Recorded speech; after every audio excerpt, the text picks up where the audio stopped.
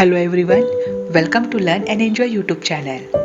In today's part, we are going to take 10 Buddhist monk life changing habits. जो Buddhist monk है उनके 10 ऐसे habits जो कि हमारी लाइफ को चेंज करने में असरकारक हो सकते हैं और उनके लिए वह एक हैबिट है। बुद्धिस्ट मंक यानी बुद्ध का सन्यासी। बुद्धिज्म में जो सन्यासी होते हैं उनके कुछ हैबिचुअल जो प्रैक्टिस होते हैं, रूटीन वर्क होते हैं, उसमें 10 हैबिट ऐसे हैं, उनकी 10 आदतें ऐसी हैं जो कोई भी अपने जीवन में स्वीकार कर सकता है और अगर वो स्वीकार करता है तो उसकी लाइफ डेफिनेटली चेंज हो सकती है।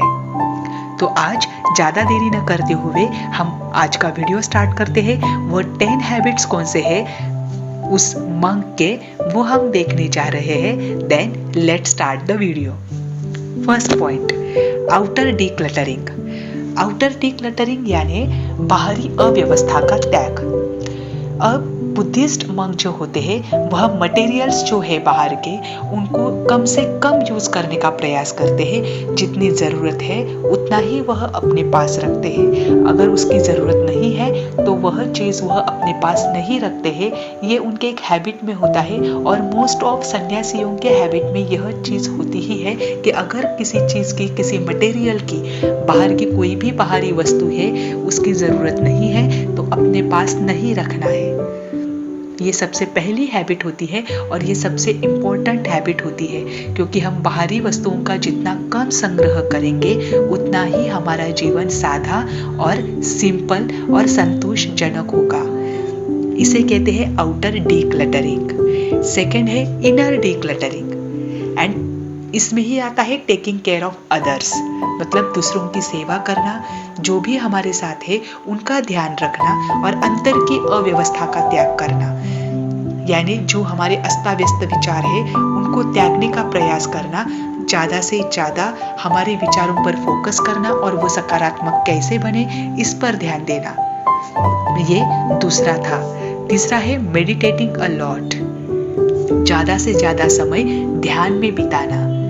ध्यान में बिताने से अंतर जो कचरा भरा हुआ है बहुत सालों से, बहुत जन्मों से, जो हमने अंदर तनाव भर के रखा हुआ है, स्ट्रेस भर के रखा हुआ है, वह मेडिटेशन से ही बाहर निकल सकता है। इसीलिए उनको जब भी समय मिलता है वो मेडिटेशन करते हैं। मेडिटेटिंग अ लॉट, ये उनकी तीसरी हैबिट है। फोर्थ हैबिट है फॉलोइंग द वाइज। जो भी अच्छे गुण है उनका अनुसरण करना। जो भी अच्छा मिलता है वह ज़्यादा से ज़्यादा अपने लाइफ में लाने का प्रयास करना ताकि हमारे अंदर जो दुर्गुण है वह अपने आप कम हो सके। ये फोर्थ पॉइंट था। फिफ्थ है listen mindfully and without judgment. कुछ भी रिएक्शन देने से पहले सामने वाले को पूरी तरह से सुनना। उसको अगर उसकी जगह पर रहकर अगर हम सुनते हैं तो हमारा रिएक्शन अपने आप कम हो जाता है। हम ध्यान से सुनते हैं तो हम रिएक्ट नहीं करते हैं। इसीलिए रिएक्शन देने से पहले, कोई भी जजमेंट करने से पहले सामने वाले को पूरी तरह से सुनना, ये उनकी एक हैबिट होती है। फिफ्थ वन है ये। सिक्स्थ वन है change is the only law of the universe. इस यूनिवर्स में, इस ब्रह्मांड में अगर कोई भी चीज चेंज कर सकते हैं और कोई भी लॉ जो है वह क्या कर सकता है, हम चेंज कर सकते हैं खुद को बदलकर। जब हम अपनी मनस्थिति बदल देते हैं तो बाहरी ब्रह्मांड जो है वह भी बदल जाता है। इसीलिए खुद को बदलने का, खुद को इम्प्रूव करने का हर समय प्रयास करना है। ये उनकी सिक्स्थ हैबिट है। सेवेंथ वन है लिविंग द मोमेंट। इसी क्षण में जियो। ना पास्ट में जीना है ना फ्यूचर में जीना है। जब भी पास्ट के और फ्यूचर के विचार उनके दिमाग में आने लगते हैं उसी क्षण तुरंत वह उस क्षण को पकड़ने का प्रयास करते हैं और लिविंग द मोमेंट, वर्तमान में जीने का प्रयास करते हैं कि अभी जो मोमेंट है, जो क्षण हमें मिला है उसको हमें जीना है। ये अगर प्रयास करते हैं तो पास्ट की चिंता जो है और भविष्य की, फ्यूचर की जो चिंता है, इन दोनों के तनाव और चिंता से मुक्त हो सकते हैं। नेक्स्ट वन है फोकस ऑन वन थिंग। एक समय में एक ही कार्य करें। बुद्धिस्ट मंक होते हैं वह एक समय में एक कार्य करने का प्रयास करते हैं। अगर एक समय में हम 2 कार्य करते हैं तो उसको समय भी ज़्यादा लगता है और दूसरी बात वह कार्य भी अच्छी तरह से नहीं होता है। और अगर एक समय में एक कार्य पर पूरी एकाग्रता से ध्यान लगाकर किया जाए तो वो कार्य समय की अपेक्षा बहुत जल्दी होता है और बहुत ज़्यादा बेहतर होता है।